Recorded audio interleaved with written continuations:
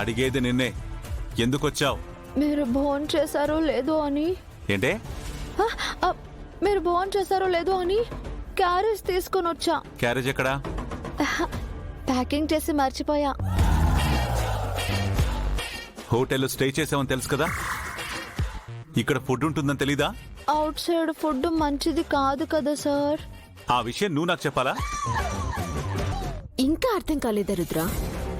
మన మీద అనుమానంతోనే ఇక్కడికి వచ్చుంటుంది. నా అనుమానం నీ మీదేనే. అయినా నీ భర్త మీద నీకు ఆ మాత్రం నమ్మకం లేదా? నీకెలా చెప్పాలి?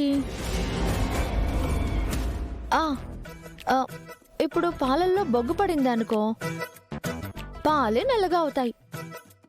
బొగ్గు తెల్లబడదు కదా. పాలు మంచివే, బొగ్గుతోనే వచ్చిన తిప్పలన్నీ. What do you mean? No mean. నా భర్త కోసం నేను వచ్చాను, మధ్యలో నీకేంటి ప్రాబ్లం? ఇంకో గంగా, స్టాప్ ఇట్. అది కాదు సార్, నన్నెప్పటి నుంచో మీతో కలిసి సరదాగా అలా బయటకు వెళ్ళాలి అనుకున్నాను. మీరేమో ఫుల్ బిజీ. ఇప్పుడు ఎలాగో బయట ఉన్నారు కదా అని నేనే వచ్చేసాను. సరేలేండి, మీరు వద్దంటే నేను వెళ్ళిపోతా. ఆగు. ఎలాగో వచ్చావు కదా, పొద్దున్నే ముగ్గురం కలిసి వెళ్దాం. అన్నట్టు భోంచేసావా?